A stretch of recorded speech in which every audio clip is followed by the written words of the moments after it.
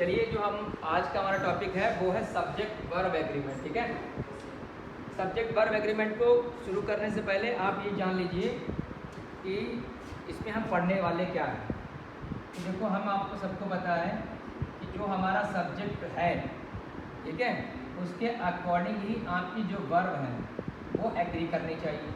इसका मतलब ये हुआ, यदि सब्जेक्ट आपका सिंगुलर है, कैसा है सब्जेक्ट? सिंगुलर। यदि सब्जेक्ट सिंगुलर है तो वर्ब भी कैसी आनी चाहिए? वर्ब भी कैसी आएगी? सिंगुलर ही आएगी। ठीक है ना। अगर आपका सब्जेक्ट प्लूरल है तो वर्ब कैसी आनी चाहिए? हाँ, प्लूरल ही आएगी।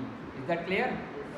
इसी को सिंपल सी भाषा में बोला जाता है सब्जेक्ट वर्ब एग्रीमेंट। ये आपके एग्जाम का सबसे महत्वपूर्ण चैप्टर है। यहाँ से करीब 4 नंबर के प्रश्न आते हैं। इसमें क्या करते हैं, वो पेपर में आपके इनकरेक्ट देंगे। क्या करेंगे? इनकरेक्ट देंगे, आपको करेक्ट करना होगा। अब अगर आपको नियम पता है कि भाई हमने सब्जेक्ट वर्ब एग्रीमेंट पढ़ा है, इसमें आप जानेंगे कि कुछ नाउन ऐसे होते हैं जो देखने में तो सिंगुलर लगते हैं लेकिन वो होते प्लूरल हैं, और कुछ लगते प्लूरल हैं लेकिन उनका यूज हमेशा सिंगुलर में होता है। अब अगर आपने इसको पढ़ा होगा तो आराम से आप इनकरेक्ट को करेक्ट कर पाएंगे। बात समझ रहे हैं? तो करेक्ट इनकरेक्ट जो है वो यहीं से आएगा। अभी जो सब्जेक्ट वर्ब एग्रीमेंट आप देख रहे हैं, ये आपका पार्ट है सिंटैक्स का। ग्रामर में सिंटैक्स चैप्टर पढ़ेंगे वो। सिंटैक्स का मतलब क्या होता है? द करेक्ट अरेंजमेंट या the correct order of words is called syntax. अब इसमें आप क्या देखने वाले हैं, जैसे यहाँ पर आपके सामने एग्जाम्पल दिया गया है, ये आप देख रहे हैं एग्जाम्पल नंबर 1 एग्जाम्पल नंबर 2। यहाँ आप देख पा रहे हैं लिखा है यहाँ पर ही, ठीक है, और आगे लिखा है प्लेज। बात समझ रहे हैं? अब जैसे ये प्ले लिख दिया जाए तो प्ले ये प्लूरल वर्ब है, लेकिन जैसे ही इसमें हम यस ऐड कर देंगे तो ये सिंगुलर में कन्वर्ट हो जाएगी। अब यहाँ आप देख रहे हैं कि सब्जेक्ट हमारा लगा है ही सिंगुलर सब्जेक्ट आता है, इसीलिए सिंगुलर सब्जेक्ट के साथ में सिंगुलर वर्ब बनाने के लिए इसमें यस जोड़ा गया है। Is that clear? तो यहाँ पर आप देख रहे हैं ही प्लेज फुटबॉल, ये कैसा है? सिंगुलर है। अगला आप देख रहे हैं यहाँ लिखा है दे, और आगे वर्ब सेम ही लगी है, पर डिफरेंस क्या देख रहे हैं कि इसमें यस या फिर ईएस ऐड नहीं किया गया है। यानी कि एक सिंपल सी भाषा में हम ये देखें कि कोई भी वर्ब अगर हम उसमें यस या ईएस ऐड कर देते हैं तो वो सिंगुलर हो जाती है, नहीं ऐड कर रहे हैं तो वो प्लूरल ही मानी जाएगी। तो बात समझ में आई? यानी कि आपका जैसा सब्जेक्ट वैसी वर्ब, ठीक है ना, उसी को बोलते हैं सब्जेक्ट वर्ब एग्रीमेंट। यहाँ लिखा ना, the verb and the subject must agree in number. Number के हिसाब से वर्ब को एग्री करना चाहिए। बात समझ में आ रही कि नहीं आ रही है? अगर तुम्हारा कान पीछे लगा दिया जाए तो, मान लो इंसान के कान सामने होते हैं, अगर पीछे लगा दिया जाए तो क्या होगा? अच्छा लगेगा? हाँ, तो बस फिर तुम स्मार्ट नहीं रहोगे, है कि नहीं? चलो भाई आगे बढ़ते हैं। अब आप यहाँ पर और एक एग्जांपल से समझिए क्या लिखा है आपके सामने। यहाँ देखिए, a singular subject needs a singular verb. तो इतनी जो रामायण मैंने इतनी देर से पढ़ी है, आपके दिमाग में क्या है? Very good. तो पहला अध्याय समाप्त। बोलो सत्यनारायण भगवान की जय। एक अध्याय समाप्त हो गया। यानी कि सिंगुलर सब्जेक्ट है भैया जी तो सिंगुलर वर्ब लगाएंगे, और अगर प्लूरल सब्जेक्ट है तो भैया जी क्या लगाएंगे? अच्छा बस, now you become all very smart. Yes और नो? यस। एंड नाउ अब आप यहाँ पर आप देखने वाले हैं नियम। देखो एक चीज समझना, कुछ ऐसे होंगे जो आपको सब्जेक्ट कंफ्यूज करेंगे, आप समझ नहीं पा रहे होंगे कि इसमें बात किसकी की जा रही है। एक एग्जांपल से समझते हैं बड़े बेहतरीन तरीके से, धुआंधार तरीके से। ठीक है जी, यहाँ देखो, यहाँ लिखा है one of the glasses is empty. इस एग्जाम्पल को देख करके आपके जहन में एक बात आ रही होगी कि गुरुजी यहाँ तो ग्लासेस लिखा है, तो फिर ये इज कैसे आ गया? या तो आर होना चाहिए, but the point is not this, glasses is not the subject. One of the glasses, कितने ग्लासेस रखे? उनमें से एक। तो आपका सब्जेक्ट क्या हुआ? एक ग्लास, यानी सब्जेक्ट हुआ वन। तो वन के हिसाब से यहाँ पर इज लगाया गया है, ना कि ग्लासेस के हिसाब से। तो याद रखना वन ऑफ द के बाद में भले ही प्लूरल सब्जेक्ट आता है लेकिन वर्ब सिंगुलर ही रहेगी। क्या समझे? समझे मेरे लाल? One of the girls, one of the boys, यानी कि सभी लड़कों में एक लड़का, और एक लड़का तो सिंगुलर वर्ब आएगी ना। इसकी मोटी बुद्धि में नहीं आ रही, अरे मंद बुद्धि नहीं, मंत्री बुद्धि बनो। जैसे लोग सब कुछ मंत्री चलाते हैं ना वैसे, ठीक है ना। तो भैया जी बात समझ में लल्ला, ये किसके हिसाब से आया है? वन के हिसाब से, ना कि क्लास के हिसाब से। तो दिमाग में बात आ रही है? चलो अगला देखो, लिखा है the bucket of red roses smells. तो लल्ला यहाँ वर्ब आपकी कौन सी लगी है? स्मेल्स। अभी स्मेल्स वर्ब जो लगी है सिंगुलर है या प्लूरल, इतना बता दो बस। क्यों सिंगुलर है? क्योंकि यार इसमें यस लगा है मेरे राजू, यस लगा है, बताओ मंत्री बताओ सिंगुलर है। दिमाग में बात बिठा लो कि अगर यस है यस लग गया तो वर्ब सिंगुलर बन गई, अगर नहीं लगा है तो प्लूरल मानी जाएगी। बात दिमाग में आ रही है कि नहीं आ रही है? हाँ। अब यहाँ देखो द बकेट लिखा हुआ है ऑफ रेड रोजेस, यानी कि किसका गुलदस्ता? रेड रोजेस का गुलदस्ता। तो बात रोजेस की नहीं हो रही है, बात किसकी हो रही है? गुलदस्ते की। बात समझ रहे हो? हाँ, बात माली की नहीं हो रही है, बात बगीचे की नहीं, बात माली की हो रही है। मेन चीज समझो। तो यहाँ जो स्मेल्स आया है वो बकेट के हिसाब से आया है, ठीक है जी। बात समझ में आई मेरे लाल कि नहीं? तो बोलो सत्यनारायण भगवान की जय हो। आगे देखो, अब यहाँ मेरे लाल में नीले में पीले में गुलाबी, देखो यहाँ अब नियम आप समझना। क्या समझना? दिमाग में बिठाते रहो, पीडीएफ फाइल भेज दूंगा, आराम से ग्रुप पर सारे नियम नोट कर लेना, समझना बहुत जरूरी है।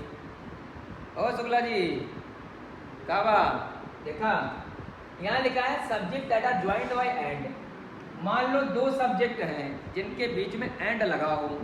बात समझ रहे हैं? सब्जेक्ट का मतलब क्या? कोई भी नाम, कोई वस्तु, कोई व्यक्ति, अगर एंड से जुड़े हैं दो, जैसे रोहन एंड सोहन, एक रोहन नाम हो गया, एक सोहन नाम हो गया, दोनों के बीच में क्या लगा? एंड लगा। You are very smart. तो जब दो सब्जेक्ट एंड से जुड़े होंगे और दोनों अलग अलग हो मेरे लाल, एक नहीं, एक होगा तो वो भी नियम बताएंगे। क्या समझ में आया? जब दो सब्जेक्ट एंड से जुड़े हों और दोनों अलग अलग हों, बात समझ में आ रही है? तो आगे आने वाली वर्ब प्लूरल में होगी। जैसे यहाँ देखो मेरे लाल मेरे पीले मेरे नीले, देखो राधा लिखा है भैया और मीरा लिखा है। राधा अलग लड़की, मीरा अलग लड़की, हो सकता है मौसी की हो, चाची की हो, है कि नहीं है? फिलहाल तो अलग ही है। चलो वेरी गुड। ये दोनों किससे जुड़े हैं? यहाँ एंड से जुड़े हैं। तो अब दो सब्जेक्ट अलग अलग हो गए, यानी कि ये बन गए प्लूरल। क्या बन गए मेरे लाल? हाँ। अब इसका मतलब आगे जो भी वर्ब आएगी वो कैसी आएगी? प्लूरल आएगी। अब जैसे पेपर में वहां लिख देंगे Meera, Radha and Meera is coming home, तो आपको समझ लेना है गलती क्या है यहाँ पर है? इज। क्यों? क्योंकि दोनों सब्जेक्ट अलग हैं, हमको लगाना यहाँ क्या है? आर। तो इसीलिए यहाँ लगाया गया है आर। और बात समझ में आई कि नहीं आई? तुम्हारा नाम लड़के आई, वेरी गुड। अगला देखो भाई, subject that are joint by either or या neither nor use a singular verb. अब ध्यान रखना, इसमें भी नियम है, ठीक है? हाँ, इसको एक आपको बताना भूल ही गए। मैंने अभी कहा था आपसे कि जब दो सब्जेक्ट एंड से जुड़े हैं, दोनों अलग अलग हों तो हम प्लूरल लगाएंगे, लेकिन जब दोनों सब्जेक्ट एक ही चीज़ के बारे में बता रहे हो तो सिंगुलर लगाएंगे। जैसे यहाँ देख लो, वैसे ये बड़ी चीज़ें हैं, ये कंपटीशन में आती हैं, तुम लोगों के लेवल की नहीं है, लेकिन देख लो the bread and butter, the bread and butter. अब पेपर में लिख देंगे क्या? Essential are essential for life. मेरे लाल मेरे पूत। अब यहाँ समझो, ब्रेड एंड बटर, एक सब्जेक्ट हो गया ब्रेड, एक हो गया बटर, दोनों के बीच में क्या लगा है? एंड। तो ऐसे तो यहाँ आर सही होना चाहिए, but it's not like that. Bread butter रोजी रोटी है तो एक ही चीज, ये अलग अलग है कि नहीं है? तो जो मुझे गलत ऐसी बात हम समझो, ये क्या लगी एज, बात समझ गए? जब दो चीजें एक ही चीज बता रही हूँ ना समझ में आओगी तुम्हारे, नहीं आओ। जैसे हमने कही, क्या कही? Sanju sir is a teacher and a principal. Sanju sir is a teacher and a, तो संजू सर 10 हुई का मास्टर हो भाई, प्रिंसिपल हो भाई, है कि नहीं है? तो तुम्हारा लगा दियो, कहा लगाई? गर्दा उड़ा दिया राजू। चलो अब यहाँ देख रहे हैं कि दो सब्जेक्ट अगर हमारे ईदर और से जुड़े हों और नीदर नॉर, इनका पहले मतलब समझ लो। देखो मेरे लाल में नीले में पीले, यहाँ देखो लिखा है either, either dot dot dot और neither NEITHER, neither dot dot nor, न तो तुम न तो हम, है कि नहीं? फिर है क्या कम? चलो ईदर का मतलब होता है दो में से एक, कोई एक चीज चुन लो, या तो हमें या तो अपनो काम, फिर ना देखा तो जानते हो यार, हर हीरोइन यही कहती है कि या तो काम देखो या तो फिर मुझे देखो। तो उसे वैसे यहाँ पर भी है, नीदर का मतलब वो मतलब कोई काम नहीं, दोनों में से कोई नहीं। तो जब ईदर लगेगा तो दोनों में से कोई एक चीज़ सेलेक्ट करनी होती है, और नीदर का मतलब दोनों में से कोई नहीं। ये बात समझ में आ रही कि नहीं आ रही? नीदर मतलब कोई नहीं, इधर मतलब एक चॉइस। तो लल्ला अब कहने का मतलब ये है, दो सब्जेक्ट आपके ईदर डॉट डॉट आर से जुड़े हुए, क्या बताया मैंने? हाँ, तो आगे आने वाली वर्ब सिंगुलर ही होगी। कैसी होगी? हाँ, सिंगुलर भी होगी और प्लूरल भी होगी, दोनों समझा दूंगा एक जगह पर। कंफ्यूजन वाले बहुत हैं ये, कहाँ पर प्लूरल आएगी कहाँ पर सिंगुलर आएगी, दिमाग में बिठा लेना कतई एकदम, ठीक है? आ जाओ, चबा जाओ, निकल जाओ, पेपर में बोल देना, है ना? चलो भाई समझो। वो मैं ऐसे देख रही है, ऐसा लग रहा है कोई मतलब क्या ही बता दे रहे हैं। चलो भाई यहाँ देखो, लल्ला यहाँ लिखा है, इसमें तो लिखा ही होगा यार, मैं क्यों लिख रहा हूँ? यहाँ देखो, देखो नीदर माने ना तो अक्षय, नॉर माने ना तो रोहित इज कमिंग होम। अब भैया देखो, एक सब्जेक्ट आपका क्या हो गया मेरे लाल? अक्षय। एक सब्जेक्ट क्या हो गया मेरे कूद? रोहित। दो दो अलग अलग हैं, लेकिन दिक्कत यहाँ है कि यहाँ एंड नहीं लगा है। यहाँ दो सब्जेक्ट किससे जुड़े हैं? किससे जुड़े थे? नीदर नॉर से। अरे ये बड़ी दिक्कत है भाई साहब, लाइट जो है बंद हो जाती। चलो वेरी गुड। यहाँ आपको क्या हो रहा है भाई? तो डिस्टर्बेंस मत किया करो यार, मतलब it's not good, it's very bad है राजू, डिस्टर्ब करने लगते हैं। चलो देखो, अब यहाँ दो सब्जेक्ट आपके जुड़े हैं, एक अक्षय हो गया, रोहित हो गया, नीदर से जुड़े हैं, ठीक है, और नॉर से। मतलब जहाँ नीदर लगाएंगे वहाँ नॉर, पहले नीदर लगा करके एक सब्जेक्ट, फिर उसके बाद तुरंत नॉर लगाइए और उसके बाद दूसरा सब्जेक्ट। तो जब भी दो सब्जेक्ट नीदर नॉर से जुड़े हो, हमेशा आपको वर्ब कैसे लगानी है? सिंगुलर ही लगानी है। तो यहाँ पर इसलिए देखिए इज लगा है, अगर ये प्लूरल होता तो यहाँ क्या होना चाहिए था? और पेपर में आपको लगा कर दे देंगे, और आपको क्या करना है? आर हटा कर क्या लगाएंगे? ये बात दिमाग में आ गई। अब दूसरा मैजिक देखो जो इसमें नहीं लिखा है। अब मान लो दो सब्जेक्ट नीदर नॉर और ईदर आर से जुड़े हो, पहला वाला सिंगुलर हो, दूसरा वाला प्लूरल हो, तो वर्ब हमेशा बगल वाले के हिसाब से आती है। कैसे? देखो यहाँ पर लड़ते, समझ में आ रहा है? हाँ, देख नहीं रहे हैं, समझ में आ रहा कि नहीं ये बताओ? Very good. अब जैसे मैंने यहाँ लिख दिया, ईदर मुकेश और यू, ठीक है, और मैं अभी गलत लिख रहा हूँ, इज कमिंग होम। अब देखो मेरे लाल मेरे पुत्र, पहला सब्जेक्ट आपका मुकेश है और नियम वही लगा, दो सब्जेक्ट आपके ईदर और से जुड़े हुए हैं। पहला सब्जेक्ट आपका मुकेश जुड़ा हुआ है और दूसरा मेरे लाल यू जुड़ा हुआ है। तब तो ये सेंटेंस सही होना चाहिए था भाई। जब मैंने अभी नियम बताया है कि जब दो सब्जेक्ट इधर और नीदर नॉट से जुड़े हों तो वर्ब हमेशा सिंगुलर आती है, तो उसके हिसाब तो सही होना चाहिए। लेकिन नहीं, जब दोनों सब्जेक्ट सिंगुलर हों और इधर आर से जुड़े हों तब आपको सिंगुलर वर्ब लगानी है। अगर दूसरा सब्जेक्ट प्लूरल है, पहला सिंगुलर है और दूसरा प्लूरल है, तो वर्ब हमेशा प्लूरल वाले के हिसाब से आएगी, बगल वाले हिसाब से आएगी। अब यहाँ भले ही मैं यूँ कर देता तो याद रखना पहले वाला सब्जेक्ट चाहे सिंगुलर हो या प्लूरल हो उसके हिसाब से वर्ब नहीं लगानी है, बगल वाले के हिसाब से लगानी है। और बगलिया में कौन सा है? यू है, तो यहाँ क्या लगाएंगे मेरे लाल? ये एज वाला हो जाएगा।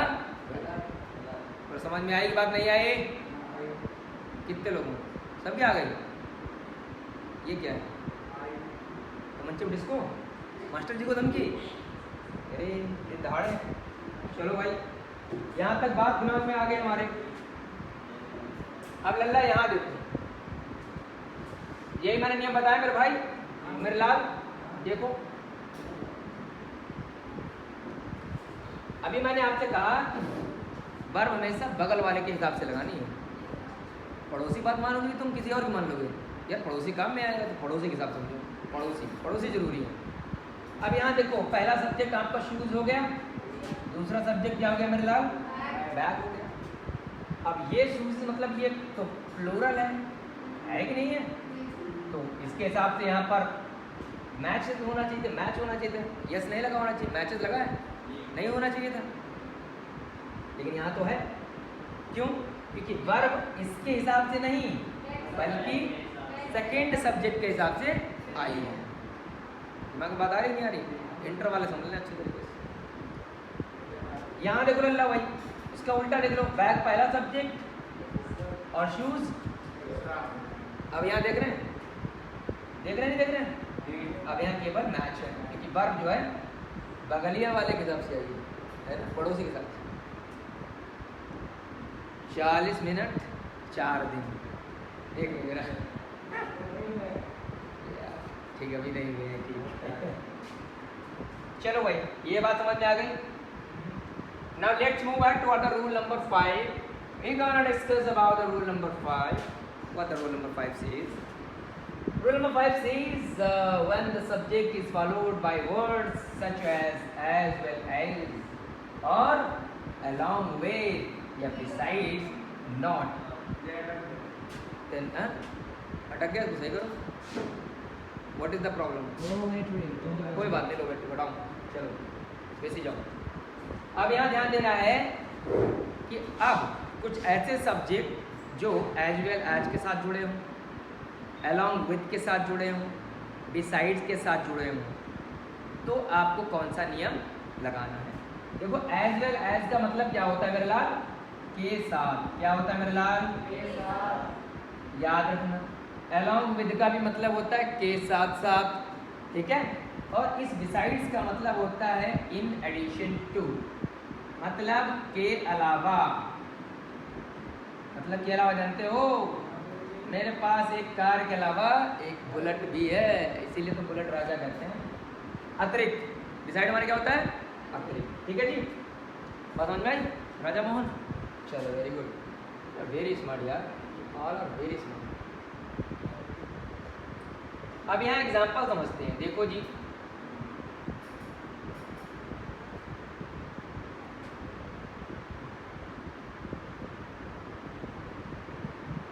जब दो सब्जेक्ट आपके एज वेल एज से जुड़े हों तब भी वर्ब आपको कैसे लगानी है? सिंगुलर ही लगानी। कैसे लगाएंगे? तो देखो, मैं और dog, these are the two different subjects and they are joined by as well as, and although there are two subjects as a different subject but they are joined by as well as, that's why the verb will be singular. Clear है जी? Very nice. यहाँ देखिए, Prateek and another one is his brother, these are the two subject which are joined by along with. Verb कैसी आएगी? अभी तक क्या बात समझ में आ रही है लल्ला? क्या समझे बताओ? एज वेल एज हो, अलॉन्ग विद हो, बिसाइड हो, इनके बाद जो भी वर्ब आएगी वो सिंगुलर ही आएगी, भले दो सब्जेक्ट लगे हो। ठीक है जी? चलो छाप लो अगर छापना हो तो, नहीं तो फिर समझते रहो। छापो छापो छापो, जल्दी छापो,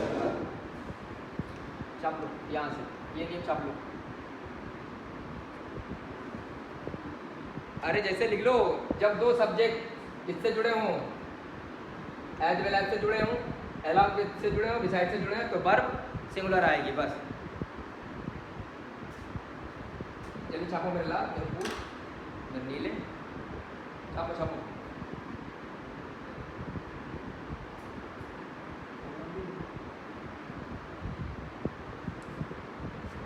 ठीक है, समझना जरूरी है, बाकी तो आप अपना लिखते रहिएगा, बाद में नोट्स बनाते रहिएगा। मिला जल्दी, हो गया, चलो वेरी गुड। चलो ये हो गया नियम। अब इसमें देखिए क्या लिखा है, चलो इसको जान दो, ये इंपॉर्टेंट नहीं है, नॉट सो इम्पोर्टेंट। अब ये ध्यान देना मेरे भाई, ये इंपॉर्टेंट है। जैसे यहाँ लिखा हुआ है, ये मोस्ट इंपॉर्टेंट है, जहाँ से पेपर में प्रश्न आएगा। इधर और वाला भी आता है, एज वेल एज वाला भी आता है, और अब ये जो पॉइंट बताने वाला हूँ सीधा पेपर में टपक जाएगा। यस, एकदम क्लियर कट। अभी जो मैंने बताया वो सारे इंपॉर्टेंट है। एंड वाला आ सकता है, इधर और, इधर नॉर वाला, एज वेल एज वाले। अब ये वाला पॉइंट जो बताने जा रहा हूँ ये, ठीक है। और हाँ, वन ऑफ द वाला भी, वो भी इंपॉर्टेंट था, क्योंकि आप तो लगाएंगे बगल वाले के हिसाब से, लेकिन वन जहाँ लिखा होगा या नाउन के बाद में ऑफ लगा तो समझ लेना सिंगुलर वर्ब आएगी। चलो यहाँ देखते हैं, देखो लिखा है in the sentence that includes, कोई भी ऐसा वाक्य लिखा हो जिसमें सम ऑफ मनी लिखा हो। सम ऑफ मनी का मतलब 100 रुपया, 500 रुपया, 50 रुपया, टोटल कुल धन की बात की गई हो, या फिर पीरियड्स की बात की गई हो, 4 घंटा, 5 घंटा, 6 घंटा, टाइम की बात की गई हो, दूरी की बात की गई हो, जैसे 5 किलोमीटर, 10 किलोमीटर, टोटल में होना चाहिए। तो उसके साथ आप क्या करेंगे, कौन सी वर्ब लगाएंगे, सिंगुलर लगाएंगे। जैसे यहाँ देखिए 500 रुपीज़, अब कहने में तो आदमी बोलेगा कि 500 रुपया, वर्ब होनी चाहिए, कौन सी, प्लूरल होनी चाहिए, क्योंकि यहाँ रुपीज़ ने, रुपी ने लिखा है, क्या लिखा है, रुपीज़ लिखा है, यस लगा है। तो यहाँ आदमी क्या करेगा, आर लगाएगा। लेकिन अगर आपको पता है कि सम टोटल ऑफ मनी जहाँ आती है वहाँ पर सिंगुलर वर्ब ही आएगी, और पेपर में क्या कर देंगे, यहाँ पर इसकी बजाय क्या लगा देंगे, आर, और आपसे बोलेंगे कि इसमें से इसमें से आपको करेक्ट करना है। तो आपको अगर पता है कि सम टोटल ऑफ अमाउंट है, उसके साथ सिंगुलर वर्ब भी लगानी है। बात समझ में आ रही है। आप क्या करेंगे, आर हटाएंगे, इस लगाएंगे, लल्ला। यहाँ देखो लल्ला 62 यानी कि 62 ईयर्स, इसमें एक पर्टिकुलर पीरियड दे रखा है 62 ईयर्स, 62 साल। ऐसा लगेगा यार तो बहुत ज़्यादा है, तो प्लूरल वर्ब आनी चाहिए, लेकिन नहीं, क्या आएगा, सिंगुलर वर्ब।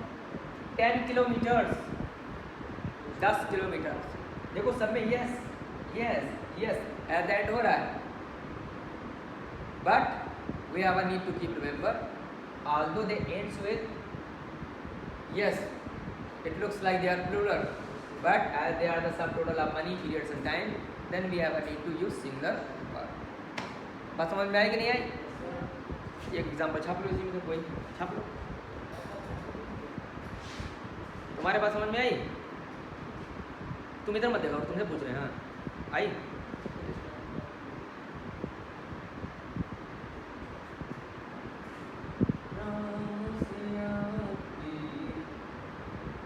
अमर कहानी।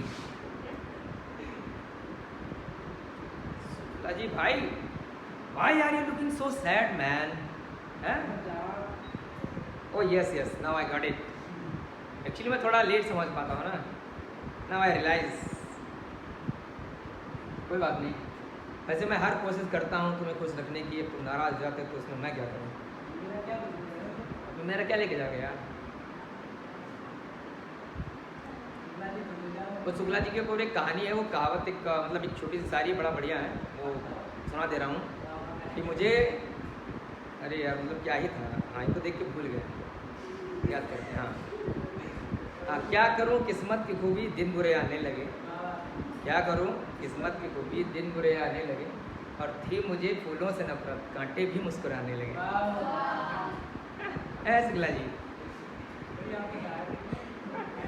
कभी कभी कभी कभी मैं जी लेता हूँ थोड़ा अपने लिए भी। चलो भाई लल्ला थोड़ा सा और पढ़ लेते हैं मेरे भाई, मेरे लाल मेरे को।